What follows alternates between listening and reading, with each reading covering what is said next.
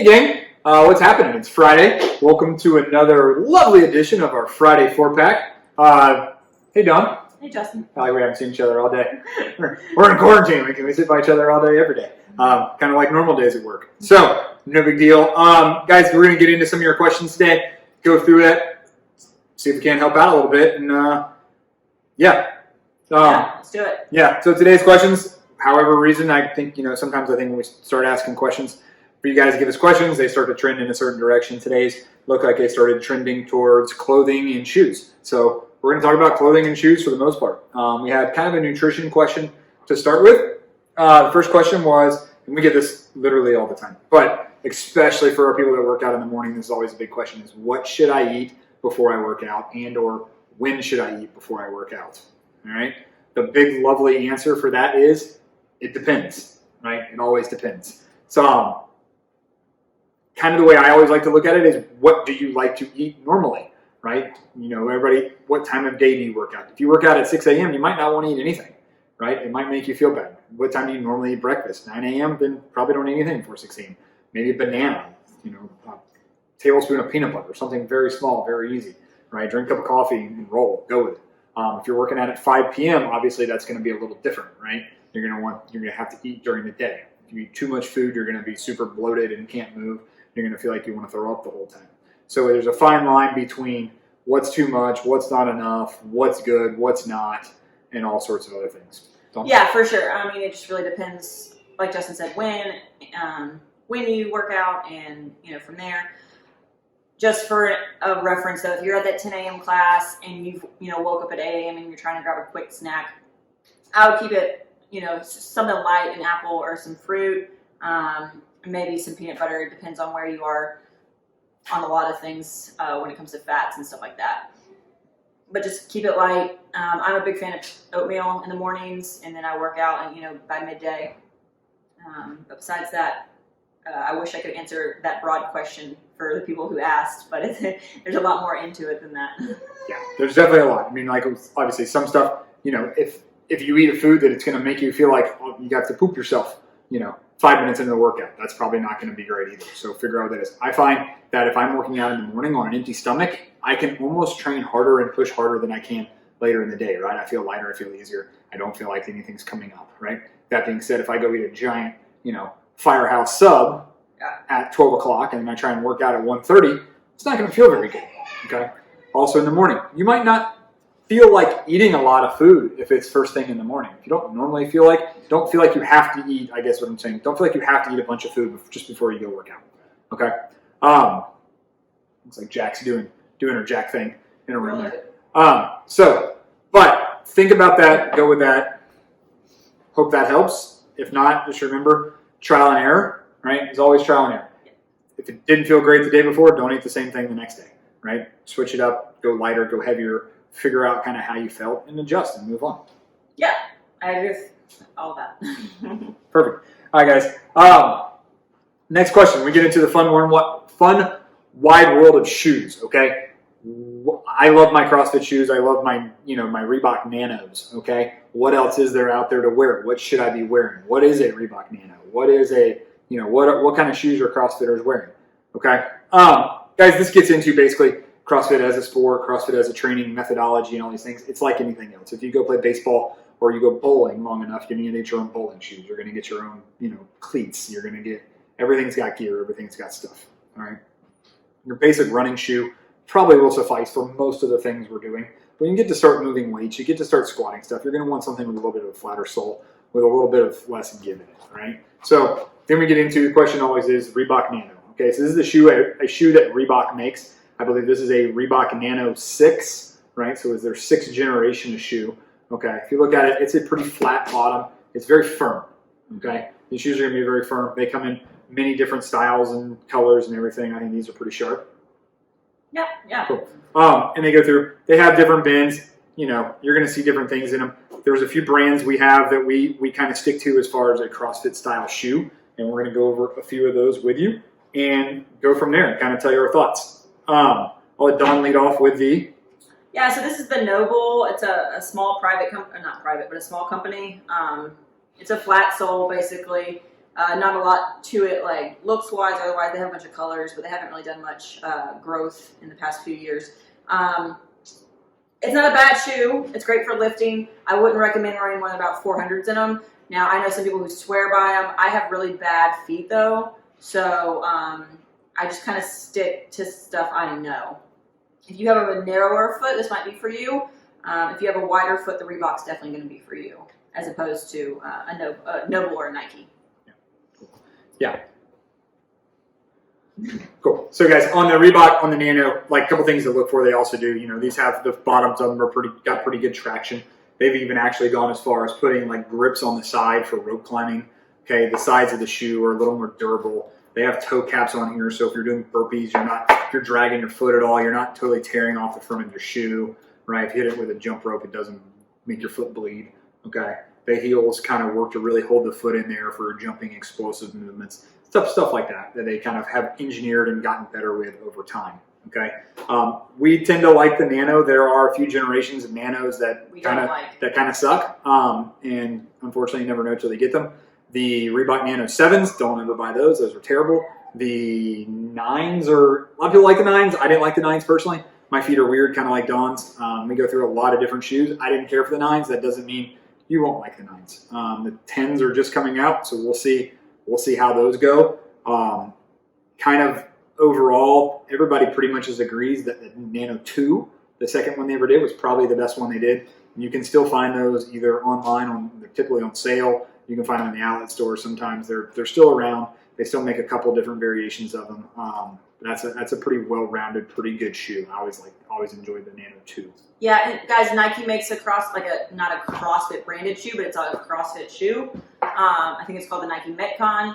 This is also called the Nike Metcon Free. So this has a little bit more give in it. It's not quite as firm as a Metcon. You can probably run a little bit more in these. This is the Metcon Free 2. The new ones that just came out look awful. They're horrible looking. Style plays a major component in this. Style does make a little... Your feet will feel better if they look better. Yeah. I like these for general day-to-day in the gym. Now, if I know it's a heavy lifting day or a lot of barbell and stuff like that, I'm going to stick more to like the Noble or the Reebok or anything flat. I know a few people in our gym are really comfortable working out in Converse or Vans because they're flat. And honestly, guys, that was like the original CrossFit shoe was a Chuck Taylor. Really just because it was flat, you could do a lot with it. And back in the day, most CrossFitters weren't running more than 200 meters in a day. So that's why they liked it too. Yeah. Guys, on this one, it's kind of a cross between their Reebok or their Nike Metcon, which is their CrossFit specific shoe, and the Nike Free, right? So it's got a little bit of the Nike Free kind of foldability, kind of soft. It's a little lighter. It's a good shoe. You can definitely find these on the cheap on sale typically. Price point wise, Nobles are going to be typically your higher end price point. And very rarely on sale. Very rarely on sale. Nike's going to be in the middle, and Reebok's typically on the bottom as far as sale, always price wise. You can always find a sale on Reeboks. They're always 40, 50% off. If you can't find one, wait 2 weeks and you'll find one. Yeah, they'll have a sale, and it's typically a week after you bought them is when they have the sale. All right. CrossFit shoes. Guys, there's other brands out there. Obviously, New Balance makes shoes. I think Under Armour makes shoes. You can wear Vans, like Dawn talked about. It's a nice flat skate shoe. I have those. There's a litany of other stuff out there. Find something that's comfortable for your foot and finding something stable. What you don't want for lifting, especially lifting heavy weights, right? You don't want a bunch of squish in the bottom of the shoe because then you're not going to feel where things are going, and ultimately that weight's pushing down. The shoe can, kind of is blowing out on the side. It's meant to cushion you a lot more than feel a stable, supportive platform. Cool. All right. Question number 3. We're going to stick with shoes. Okay. We get this a lot because obviously people are using CrossFit shoes and CrossFit shoes, and I'm starting to run more. I'm starting to do things. What running shoes should I wear? I have shin splints. My legs don't feel good. This, that, and the other. All right. First thing first, shin splints. The biggest thing we want to lead you to on that is you're probably need new shoes. Okay. I hate to be like, hey, go spend money on new shoes, but that's life. Yeah. Shoes are only meant to last for a certain while, guys. If you're doing a bunch of running and you have shin splints and you look down and you've had your shoes for 18 months, it's time for new shoes. Exactly. Or if you're wearing the same gym shoes that you wore when you were in college, it's time for new shoes. Yeah. No matter what. No matter what. So because it all starts to degrade. Running shoes wise, this is what Dawn and I are running in currently. I am running in a Nike. I know what this is. It's a Nike. Yeah, wow, I just screwed. Pegasus. Nike Air Pegasus. All right, Zoom Pegasus, Air Pegasus, something like that. this shoe has actually been really good. All right, I enjoyed this. I run it. It's light. It's got a little bit of cushion for me. It feels great. I run well in it, and I'm happy with it. Yeah. So I'm in the I'm in 2 different New Balances. Anything like 6 miles or under, I'm in the New Balance 890. It's super light.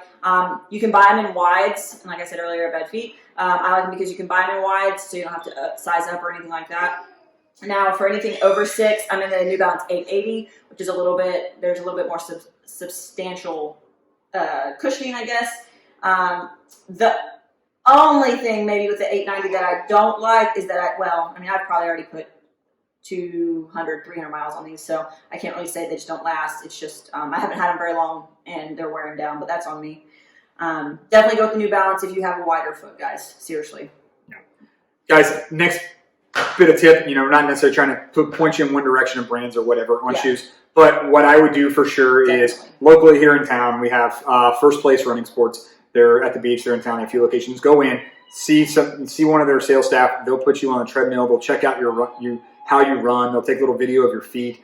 Go ahead and get that analysis done. It's worth every bit of it, guys. You might run weird, right? Everybody has their own gait. Flat-footed or flat-footed. If you have you pronate or you overpronate or whatever the thing is that your foot does, they can help you find the shoe that's going to fit. You might need a very flat shoe. You might need a shoe with more stability. You might need a shoe with less stability. You might need a couple different things going on there, and they're going to be the ones to tell you that. We're not by any means running experts. No.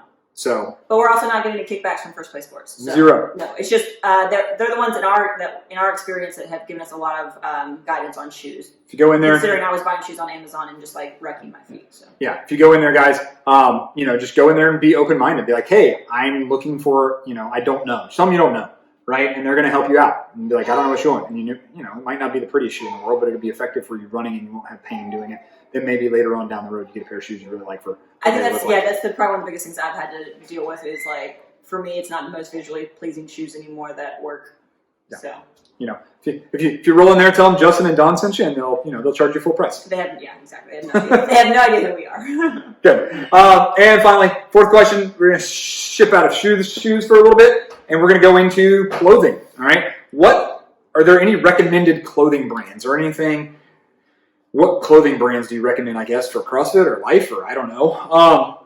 Well, guys, this is that's a big loaded question, and I guess a lot of it depends on price point. Yeah, so for my girls, I think some brands were mentioned specifically in the question or otherwise.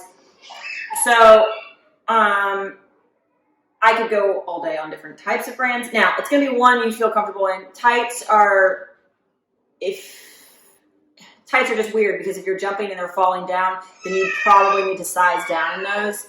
Are we naming brands? We've been naming Reeboks and Nikes and Nobles, so might as well name brands. So if anybody knows Justin's a Lululemon ambassador. I am not, but we both have opinions on both their clothing. Now, I also do like some other brands when it comes to shorts. But that being said, it depends on how much skin you want to show. So, which is a huge thing. So Fleo is a great little brand, but they do, they're little booty shorts. They're booty shorts. They're booty shorts. They're booty shorts, guys. And if you don't feel comfortable in that, then obviously don't buy those. Now, tights seem to be the popular thing, and from now on, it's all I'm filming in is tights because, quite frankly, they're the most flattering under the camera lights. But they do definitely just have to find the right pair. My advice would be spend the money on whatever, but make sure you're getting something that will withstand CrossFit, right? If that's what you're using them for. Different things. There's definitely tights at Lulu that would get destroyed if you're wearing a barbell or using a barbell on them, or if you're using a kettlebell on them, or they peel too much, or the shorts roll up if you have bigger quads. Those are all problems I deal with on a regular basis. I keep going from brand to brand to try to figure it out the best. Guys, from what we see, at the gym, especially for women for tights, I hate to not be like, hey, go spend money, but you're going to get what you pay for. Okay, a little bit nicer tight. It's going to look better. It's going to last longer. It's going to be a thing. Be smart. If you're not sure individually brand, we can definitely steer you in the right direction of the very specific tight that you should buy and all that stuff. Hit us up offline. We can definitely. But always always do the squat test. Before you buy them, do the squat test. Fine. If you women, I don't even know what the squat test is. Women, if you're in the dressing room and you're trying these on, stick your booty out and ask one of the sales girls to say, "Hey, can I see through these? Can you see through these tights when I squat?" All right.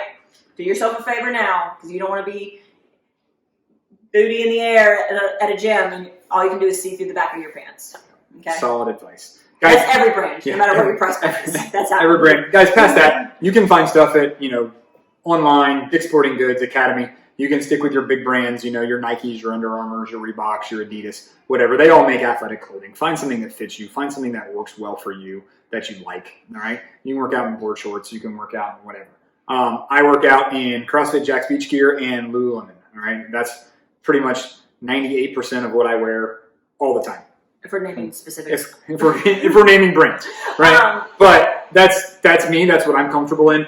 I think for guys specifically, Lululemon makes a great short because it's functional. It holds up really well over time.